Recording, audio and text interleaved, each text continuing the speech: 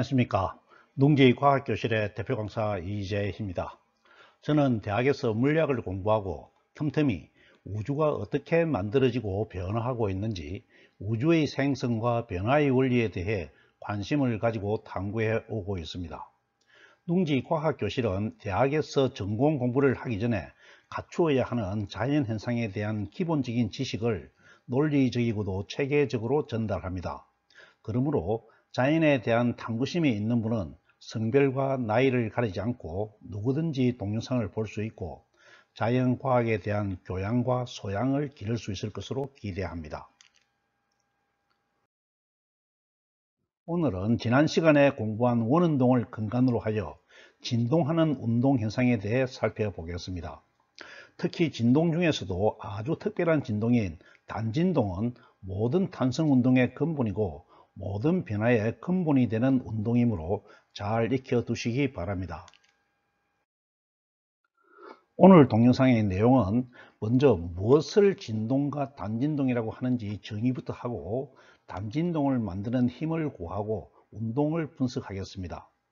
아주 중요한 단진동 현상인 용수철의 진동을 살펴보고 또 다른 중요한 진동인 진자의 운동에 대해 살펴보겠습니다. 단진동의 경로를 2차원 평면의 그래프로 나타내고 대표적인 문제 하나를 풀어보도록 하겠습니다. 진동을 넓은 의미로 정의하면 운동계가 운동을 하는 데 있어서 특정한 기준점을 출발하여 정해진 경로를 지난 다음에 원래의 기준점으로 되돌아오는 운동으로 정의합니다. 중요한 요건은 원래의 기준점으로 되돌아오는 것이죠. 그림처럼 경로를 정하는 데 있어서는 특별한 제약이 없고 임의로 정할 수 있습니다. 하지만 이런 진동은 현상은 있다고 하더라도 유익한 면이 없으므로 연구의 대상이 되지 못하겠지요.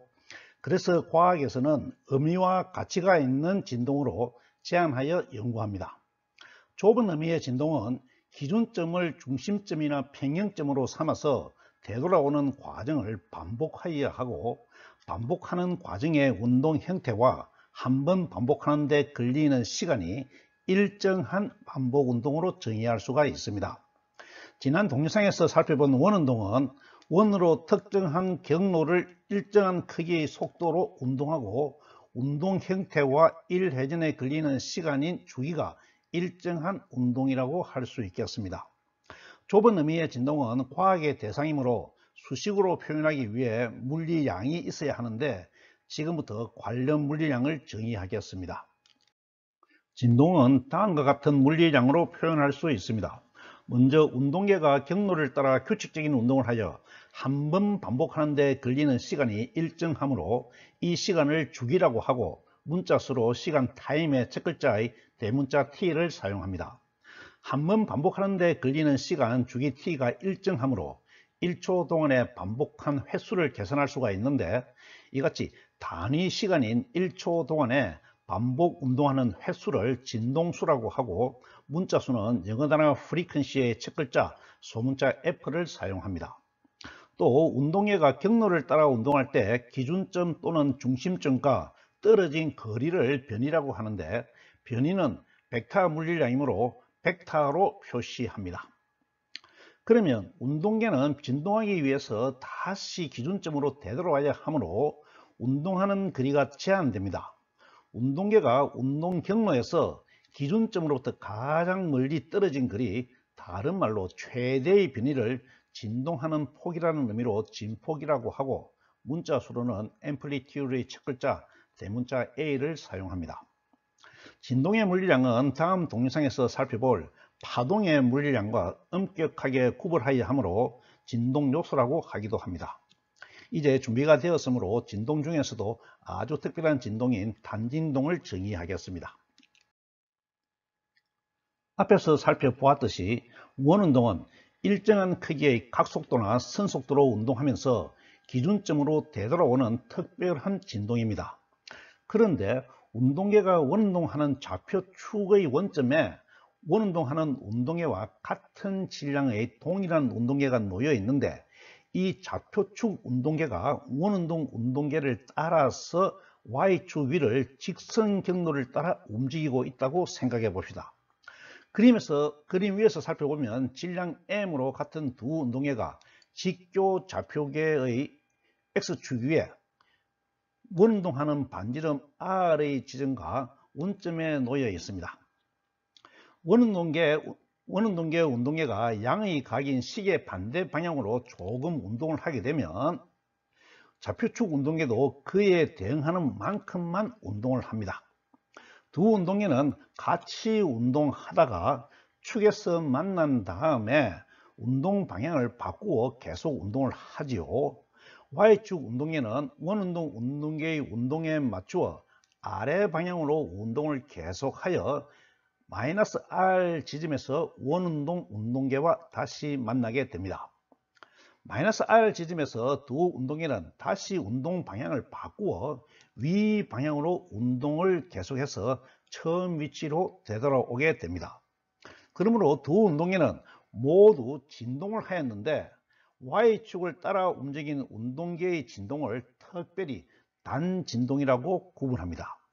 단진동은 매우 중요한 운동이므로 무엇을 단진동이라고 하였는지 명확하게 이해해야 합니다. 단진동을 다르게 말하면 원운동하는 운동계가 좌표축 위에 만든 그림자가 축 방향으로 축을 따라서 움직인 진동과 같습니다. 그림자의 운동이지요.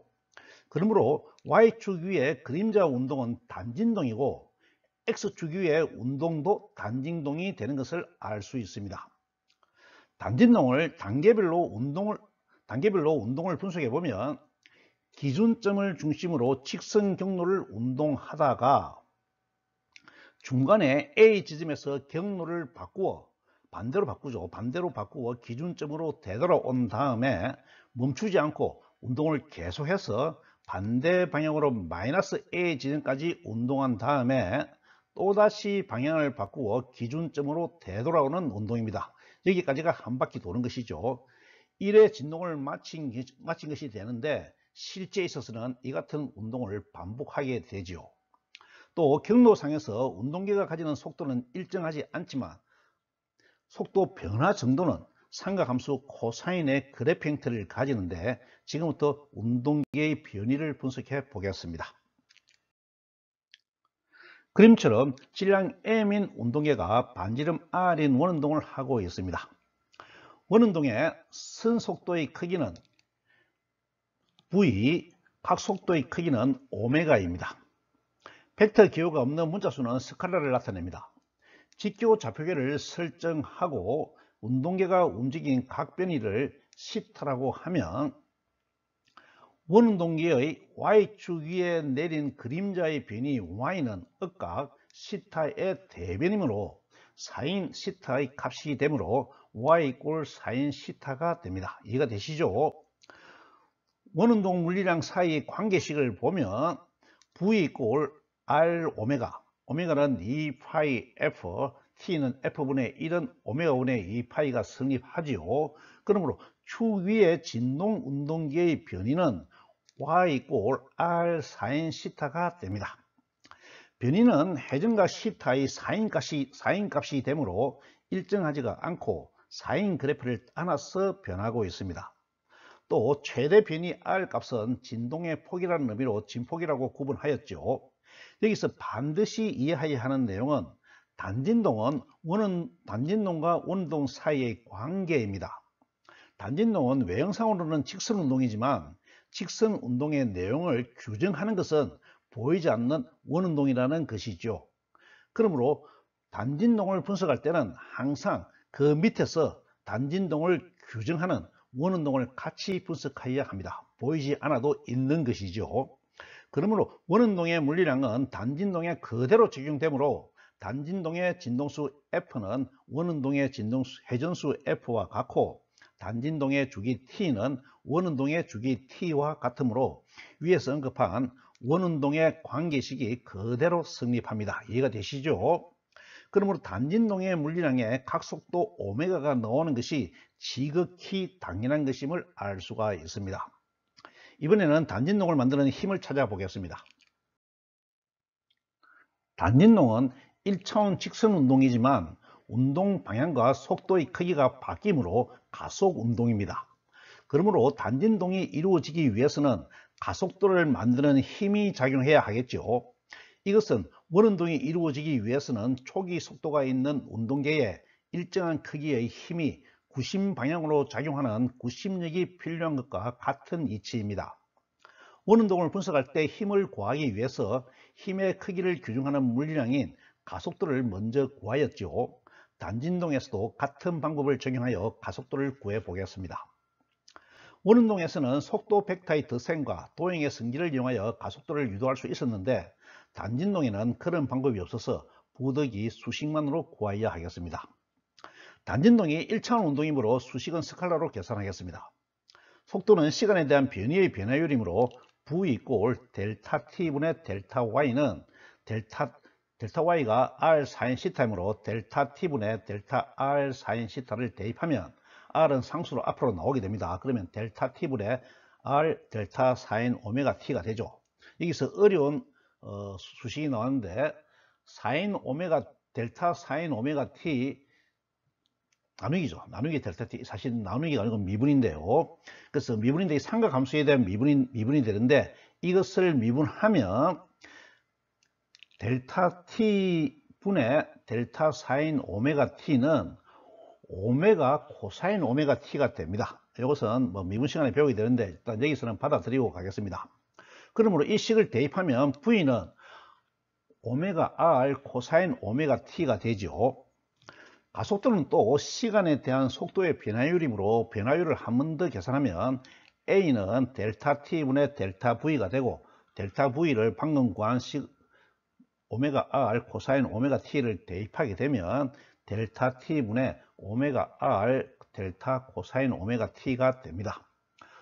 이번에는 코사인 오메가 t에 대한 삼각함수 미분이죠. 이것은 델타 t분의 코사인 오메가 t는 이 마이너스가 붙습니다. 마이너스 오메가 사인 오메가 t가 되는 것이죠. 그래서 이 값을 대입하게 되면 a는 마이너스 오메가 제곱 r 사인 오메가 t가 됩니다. 따라오고 있죠. 그런데 r 사인 오메가 t는 변이 y를 나타내는 수식으로 y로 바꾸어 쓰게 되면 a는 마이너스 오메가 제곱 y가 됩니다. 그런데 가속도 오메가는 일정하죠. 그러면 상수가 되고 가속도가 변위에 비례한다는 것을 알 수가 있습니다. 그러면 힘을 구하기 위해서는 뉴턴 방정식에 가속도를 대입하면 되므로 F 이꼴 ma에서 m 마이너스 오메가 제곱 y는 마이너스 m 오메가 제곱 y가 됩니다. 질량과 가속도는 상수이므로 하나의 문자수 k로 바꾸게 되면 F 이꼴 마이너스 ky가 되겠죠. 물론 K는 M 오메가 제곱입니다. 어떻습니까? 단진동을 만드는 힘을 구하는 과정이 잘 이해가 되었나요? 유도 과정에서 삼각함수 미분을 사용하여 미분에 익숙하지 않은 사람은 조금 당황스러울 수가 있는데 이번에는 미분을 사용하지 않고 힘을 분할하여 힘과 가속도를 구해 보겠습니다. 이 유도법은 어떤 교과서에서도 안 나오는 것을 알고 있는데 일단 참고해서 한번 보시기 바랍니다. 단진동은 명시적으로 밝히든 그렇지 않든 바탕에는 단진동을 규정하는 원운동이 움직이고 있습니다. 달리 말하면 단진동의 근원은 원운동이므로 원운동에서 단진동이 만들어지는 근거를 찾을 수가 있죠. 그림처럼 질량 m인 운동계가 반지름 r인 원운동을 하고 있습니다. 원운동의 선속도는 v이고 각속도는 오메가입니다. 원의 중심을 원점으로 정하여 직교 좌표계를 설정하면 운동계는 좌표축에 그림자를 만들고 운동계가 운동하는 것에 따라서 그림자도 운동하겠습니다. 그러므로 운동계가 시간 ts의 평각 오메가 t를 가지는 지점 R1에 왔을 때 운동계에는 중심 방향으로 구심력 F 이꼴 mr 오메가 제곱이 작용하고 있죠. 이 힘은 수평 방향 성분인 fx와 수직 방향 성분인 fy로 벡터 분할할 수가 있습니다. 벡터 분할에 대해서는 권장 강의를 참고하세요. 원운동은 y축 위의 운동계에 수직 방향의 힘이 작용하고 x축 위의 운동계에 수평 방향의 힘이 작용한 결과를 합친 것이 원주 위에 원운동을 만들어내고 있습니다. 운동계가 R2 지점에 왔을 때에도 구심력이 작용하는데, 이 구심력이 분할되어서 X축 위의 운동계에는 수평 방향의 힘이 작용하고 Y축 위의 운동계에는 수직 방향의 힘이 작용하고 있습니다. 그리고 똑같이 두 운동을 합친 결과가 원주 위의 운동계의 운동으로 나타나는 것이죠. 따라서 Y축 위에 있는 운동계에는 수직 방향의 힘이 작용하면서 축 위의 운동계가 단진동하고 있습니다. 또 X축 위에 있는 운동계에도 수평 방향의 힘이 작용하면서 축 위의 운동계가 단진동하게 만들죠. 이해가 되십니까? 힘의 분할과 분할한 각각의 힘의 작용이 합쳐져서 운동을 이루고 있으므로 각각의 운동은 각각 분석할 수 있습니다. 지금 Y축 위에 있는 운동계의 단진동을 분석하고 있으므로 시간 t에서의 수직 방향 성분의 힘만 구해보면 구심력 F의 sin 오메가 t 값이 됩니다. 수식으로 표현하면 Fy는 마이너스 F sin 오메가 t가 되는 것이죠. 마이너스 부호는 구심력이 인력이므로 인력을 나타내는 기호로 사용합니다. 힘 F에 구심력시 mr 오메가 제곱을 대입하면 마이너스 mr 오메가 제곱 sin 오메가 t, 순서를 바꾸면 마이너스 m 오메가 제곱 r sin 오메가 t가 되는데, r sin 오메가 t가 변이 y를 나타내는 식과 같으므로 바꾸어 쓰면 마이너스 m 오메가 제곱 y가 됩니다. 그러므로 가속도의 크기는 마이너스 오메가 제곱 y로 앞에서 구한 것과 같아지지요. 또 F 이꼴 마이너스 m 오메가 제곱 y에서 질량과 가속도가 상수이므로 하나의 문자수 k로 바꾸면 F 이꼴 마이너스 ky가 됩니다. 다만 k는 m 오메가 제곱이 되겠죠. 이 힘이 단진동을 만드는 힘으로 변위에 비례하는 인력은 운동계를 단진동시킨다는 것을 알 수 있습니다. 대단히 중요한 명제입니다. 운동계에 작용하는 어떤 힘이 변위에 비례하는 인력인 경우에 그 힘이 만들어내는 운동은 단진동이라는 것입니다. 이제 용수철의 진동에서 이것을 확인하겠습니다. 결론부터 먼저 말씀드리면 수평 방향으로 길이가 줄어들거나 늘어난 용수철은 탄성력 F 이꼴 마이너스 KX를 받습니다. 이 탄성력은 용수철 길이의 변화량 X에 비례하는 인력이지요. 그러므로 용수철은 단진동을 한다는 것을 알 수가 있습니다. 지금부터 그것을 살펴보겠습니다. 그림처럼 용수철 상수가 K인 용수철에 질량 M인 운동기를 연결하여 X만큼 느리거나 압축하며 용수철에는 2분의 1 kx 제곱의 탄성 에너지가 저장됩니다. 이 상태에서 용수철을 놓으면 용수철은 탄성력에 의해 움직이기 시작합니다. 마찰 등으로 인한 에너지의 손실이 없다고 가정하면 역학적 에너지 보존에 따라 용수철이 평형점에 도달하면 탄성 에너지는 0이 되고 운동 에너지는 EK 이꼴 2분의 1 mv 제곱으로 최대가 되지요.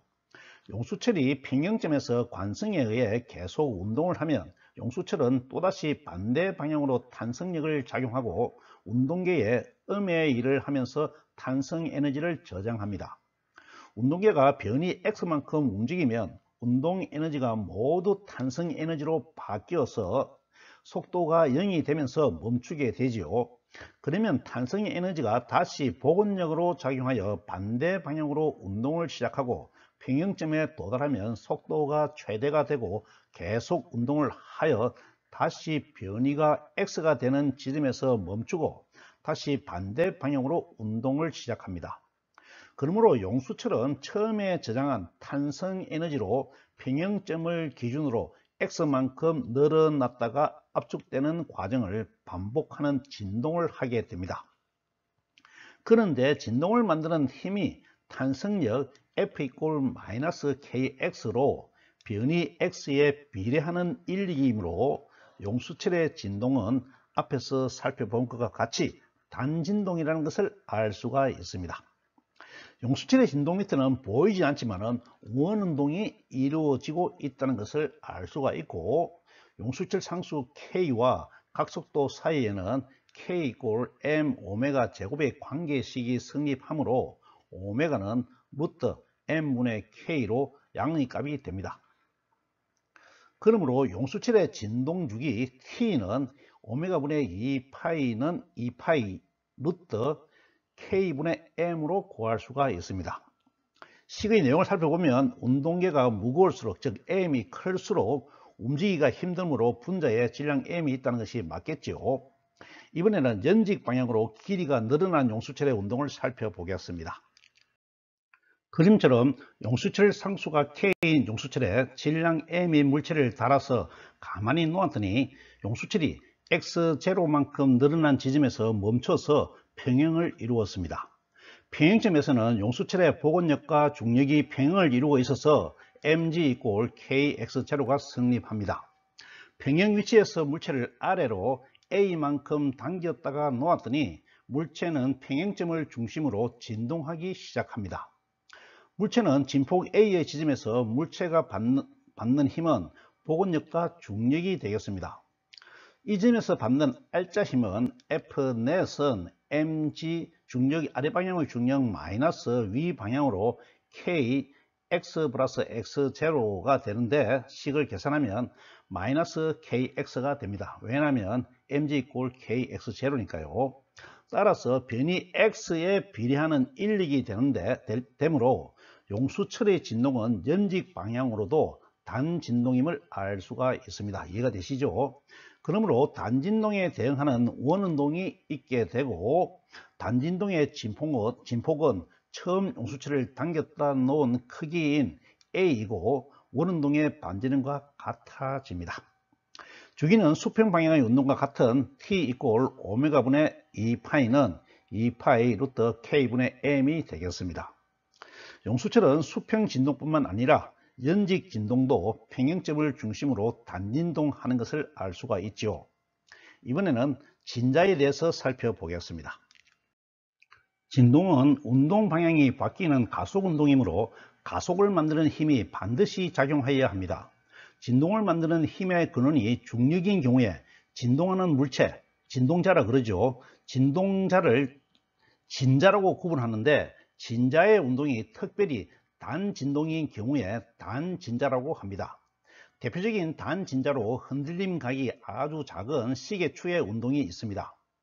그림처럼 질량 M인 물체가 길이 L인 줄에 연결되어 천장에 고정되어서 각 시타로 흔들리고 있습니다. 물체의 흔들림은 줄의 길이가 일정하므로 원운동의 일부분을 이루고 있으며 양 끝점을 잇는 선을 따라서는 직선 운동을 하는 것으로 생각할 수 있습니다. 끝 지점에서 물체에는 중력 mg가 작용하고 있는데, 이 중력은 줄의 방향과 접선 방향으로 분할할 수가 있는데, 사이각이 흔들림각 시타와 동의각이므로 시타로 각호 줄의 방향 힘 mg 코사인 시타가 되어서 줄의 장력과 상쇄되고, 접선 방향의 힘 mg 사인 시타가 되는데, 이 힘이 R자 힘이 되어서 물체의 운동을 만들어내게 되죠. 만약 각 시타가 매우 작은 각이면 연직 방향으로 L과 H가 같다고 건사할 수가 있으므로 접선 방향의 힘이 직선 방향으로 작용하고 있는 것으로 건사됩니다. 그러면 사인시타의 값이 L분의 X가 되죠. 이 같은 분석 내용을 수식으로 표현해 보면 F넷은 mg 사인시타가 되고, 이것이 mg L분의 X는 L분의 mgx가 됩니다. 그런데 L분의 mg가 상수이죠. L의 길이가 일정하고 질량이 일정하고 중력 각도가 일정하기 때문에 L분의 mg가 상수가 되므로 K로 바꾸어 쓸 수가 있고, 이 힘은 중심을 기준으로 인력으로 작용하므로 마이너스 부호를 붙일 수가 있고, 그래서 F = KX가 됩니다. R자 힘 F = -KX가 변위에 비례하는 인력이 되므로 물체의 진동이 단진동이 되는 것을 알 수가 있고, 단진동에 대응하는 원운동을 생각할 수가 있습니다. 단진동의 주기는 T는 오메가분의 2파이는 2파이 루트 k분의 m인데 k 대신에 l분의 mg를 대입하게 되면 2파이 루트 m의 mg분의 l은 2파이의 루트 g분의 l이 됩니다. 이해가 되시죠? 그러므로 단진자의 주기는 줄의 길이의 제곱근으로 비례하고, 제곱근이죠. 루트니까 루트 l에 비례하고 줄에 연결된 물체의 질량과는 무관하다는 것을 알 수가 있습니다.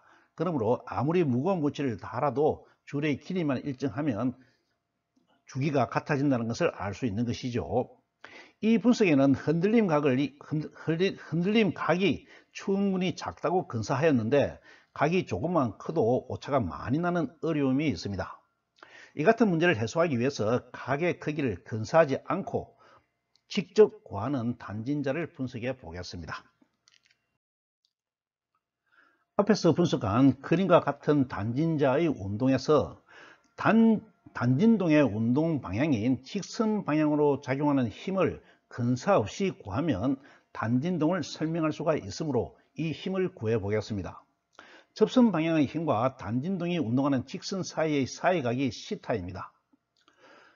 그러므로 접선 방향으로 작용하는 알짜 힘의 단진동하는 직선 방향의 성분은 코사인 값으로 분할되지요.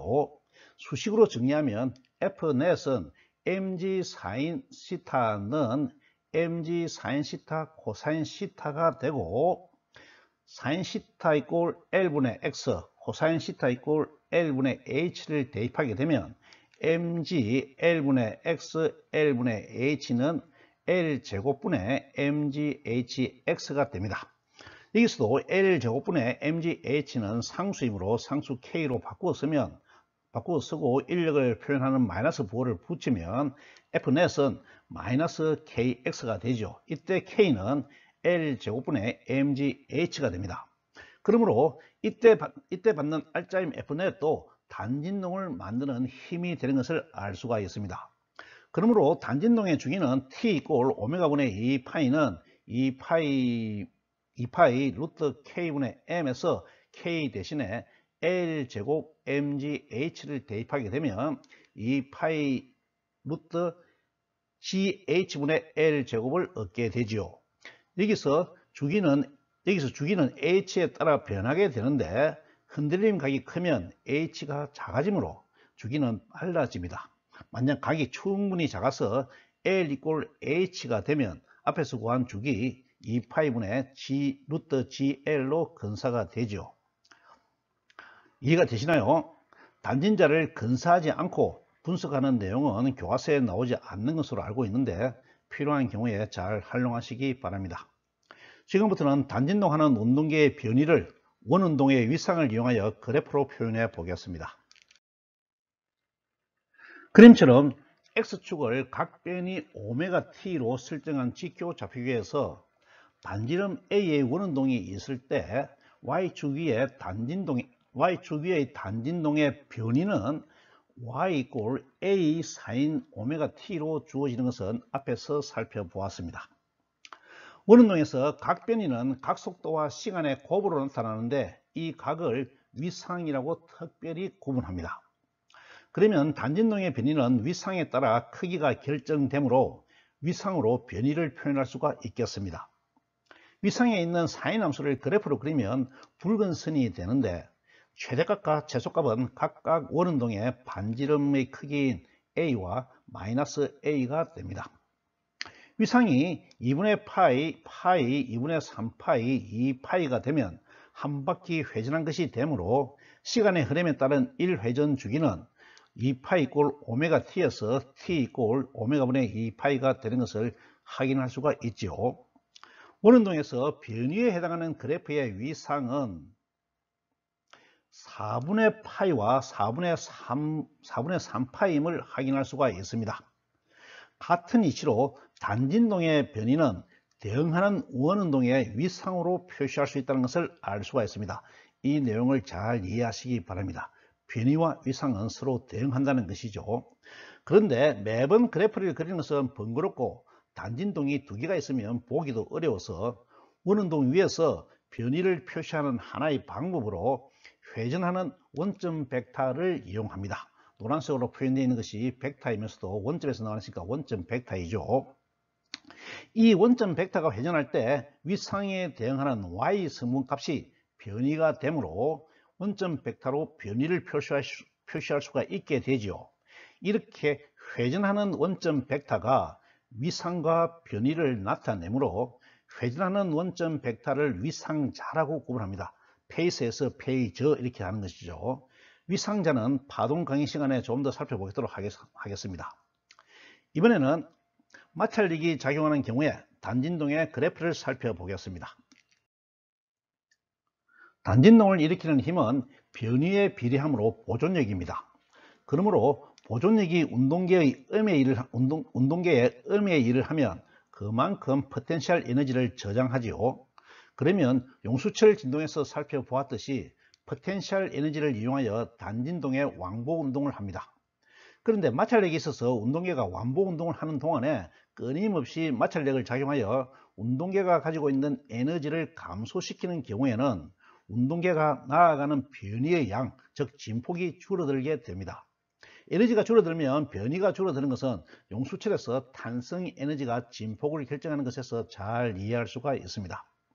진동이 마찰력으로 인해 에너지를 점차적으로 상실하여 멈추는 진동을 감소의 진동이라고 구분합니다. 포텐셜 에너지에 대해서는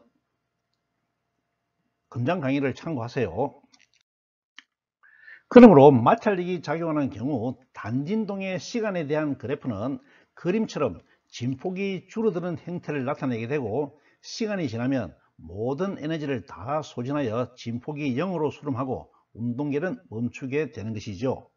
이 같은 현상은 실제로 많이 경험하는 현상이므로 잘 이해할 수가 있습니다. 마찰력과 반대로 진동 에너지를 공급받아서 진동을 계속 유지하거나 진폭을 증가시키는 진동을 강제 진동이라고 구분하는데, 여기에 대해서는 고유 진동수도 알아야 되고 해서 복잡한 내용이 많습니다. 그래서 파동 시간에 별도로 살펴보도록 하겠습니다. 문제를 하나 풀어보겠습니다. 길이 25m인 끈에 질량 1kg인 추를 그림과 같이 매달고 A 지점에서 속도가 0이 되게 가만히 놓았다. 끈의 질량과 공기 저항은 무시하고 중력 가속도는 10m/s 제곱을 적용한다. 1번, 추가 최저점 B를 통과할 때 추의 가속도 A는 얼마인가? 2번, 추가 C 지점을 통과할 때 끈의 장력 T는 얼마인가? 추의 주기 T는 얼마인가 구하라는 것입니다. 문제를 풀어보겠습니다. 여러 번 말씀드렸지만 문제를 분석하고 이해하는 것이 문제 해결에서 50% 이상의 큰 비중을 차지하고 있습니다. 시간을 들이더라도 문제 분석과 이해를 잘 해야 합니다. 바로 문제에 들면 답을 맞춰도 자기 것이 되지 못하겠지요. 문제 현상은 추가 줄에 묶여 중력장 안에서 부분 원운동을 하며 진동하고 있습니다. 진동에 사용하는 에너지는 추가 처음 놓여있던 A 지점에서 가지고 있던 위치 에너지이죠. 추를 원운동시키는 구심력은 줄의 장력이 제공하고 구심력은 일정하지만 중력의 영향을 받아 장력의 크기는 변하고 있습니다. 추가 B 지점에 오면 역학적 에너지 보존에 따라 위치 에너지가 모두 운동 에너지로 바뀌므로 접선 속도를 구할 수가 있습니다. C 지점에서는 추가 운동 중에 있으므로 전체 역학적 에너지는 위치 에너지와 운동 에너지로 나뉘어지겠죠.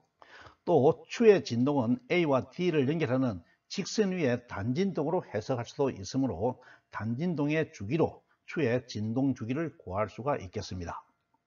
문제 분석을 통해 이해가 되었으므로 수식을 세워서 문제를 풀도록 하겠습니다. 1번 문제, 추가 최저점 B를 통과할 때 추의 가속도를 구하는 문제인데요. 가속도는 힘의 크기를 규정하는 물량이므로 B 지점을 통과할 때 추에 작용하는 힘을 구하여야 합니다. 추에는 중력과 장력이 작용하여 구심력을 만들어야 하므로 F넷은 T-mg가 R자 힘이 되고, 이 힘이 구심력을 만드는 mR분의 V제곱이 되므로 A는 R분의 V제곱이 됩니다. 델타 E 이꼴 제로, 역학적 에너지 보존에 따라서 델타 E는 0이고 델타 U가 델타 K가 되어야 하므로 mgh가 2분의 1 mv 제곱이 됩니다. 그러면 v 제곱은 2gh가 되죠. 따라서 a는 r분의 v 제곱은 r분의 2gh가 되는데 수치를 대입하면 8m/s를 얻게 됩니다. 이해가 되죠? 두 번째 문제입니다. 추가 C 지점을 통과할 때 끈의 장력 T를 구하는 것이죠. C 지점은 추가 운동 중에 있는 지점이므로 운동 에너지와 위치 에너지를 모두 가지고 있으므로 중력의 일부가 진동 힘으로 작용하고 일부는 추를 당기는 힘으로 작용합니다. 그러므로 장력은 중력의 영향을 상쇄하고 남는 힘으로 구심력을 제공하여야 합니다. 지점 C에서 중력은 접선 방향 성분과 줄 방향 성분으로 분할되는데 접선 성분은 mg sin θ이고 줄의 방향 성분은 mg 코사인 θ입니다. mg sin θ는 줄을 진동시키는 힘이므로 고려할 필요가 없죠. 따라서 F 넷은 t-mg 코사인 θ는 m분의 rv 제곱이 됩니다. 이해가 되시나요?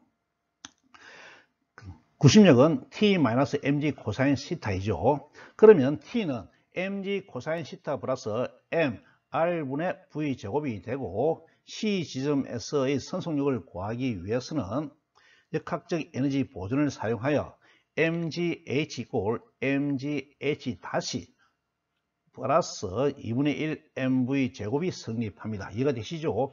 오미드에 해당되는 구심력과 오미드에 해당되는 위치 에너지와 그 지점에서의 운동 에너지를 합친 것이 원래 이 운동을 만들어내고 있는 전체 역학적 에너지죠. mgh와 같아야 한다는 것입니다. 그러므로 v제곱은 2g h-h 다시이므로 식과 수치를 대입하여 계산하게 되면 t는 1 곱하기 10 곱하기 25분의 20 플러스 1 곱하기 25분의 2 곱하기 10, 10-5 해서 12N을 넣습니다. 삼각함수 값은 피타고라스 정리 3대 4대 5를 적용하면 밑변 길이를 구할 수 있겠죠. 이번에는 세 번째 문제입니다. 추의 진동주기 T를 구하는 문제인데 추의 진동주기와 A와 D 지점 사이의 단진동으로 해석한 주기는 같지요. 그런데 흔들림 각이 작지 않으므로 근사하지 못하므로 단진자 주기식 2를 사용하여 주기를 구하겠습니다. 그러면 T는 2파이 루트 GH분의 L 제곱에서 높이 H는 피타고라스 정리에 따라서 15m가 되죠. 3대 4대 5니까요. 수치를 대입하면 2파이 루트 10 곱하기 15분의 25의 제곱은 2파이 루트 150분의 25는 유리화를 하면 2파이 150분의 25 루트 150은 3분의 5 루트 6 파이 세크가 되겠습니다. 어떻습니까? 잘 이해가 되었나요? 고전역학 강의가 끝나더라도 틈틈이 심화 문제를 올릴 계획이므로 심화 문제에서 좀 더 복잡한 진동을 다루도록 하겠습니다. 오늘 강의를 요약하겠습니다. 의미 있는 진동은 기준점을 중심으로 일정한 경로를 일정한 시간에 왕복 운동하는 것으로 정의하였죠. 그리고 아주 특별한 진동으로 원운동하는 운동계를 따라서 원운동 축 위를 직선 운동하면서 왕복 운동하는 진동으로 단진동을 살펴보았습니다. 단진동의 운동 형태는 원운동을 근간으로 하므로 원운동의 물리량이 그대로 적용되어서 원운동의 진동수와 주기는 단진동의 진동수와 주기가 되고 원운동의 반지름이 단진동의 진폭이 되는 것을 살펴보았습니다. 또 단진동의 변이는 원운동의 단진동 축의 좌표값이나 벡터 성분으로 사인 함수 그래프의 변화를 보인다는 것을 살펴보았습니다. 단진동은 속도의 크기가 사인 함수로 변하고 왕복 운동하면서 방향도 변하는 가속 운동이므로 힘이 작용해야 한다는 것을 이해하였습니다.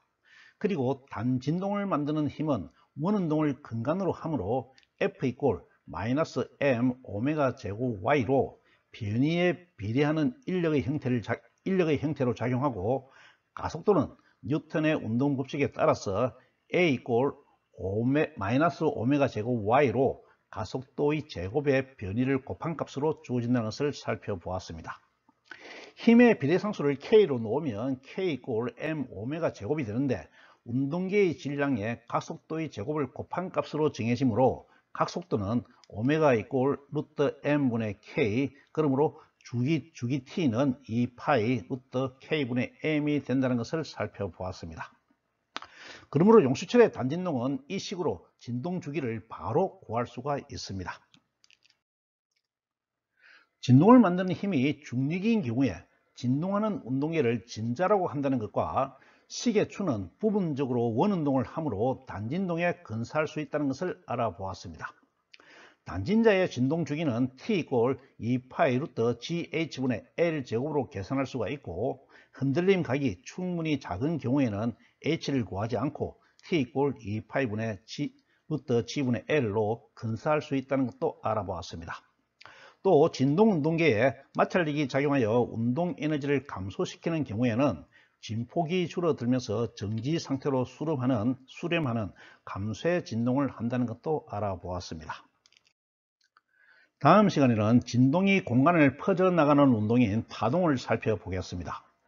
파동은 모든 운동과 변화의 근본 형태로 대단히 중요하므로 별도 섹션으로 구분하여 자세히 살펴볼 예정입니다. 그러므로 다음 동영상은 아주 기본적인 내용만 다루도록 하겠습니다. 오늘 강의는 이것으로 마치겠습니다. 감사합니다.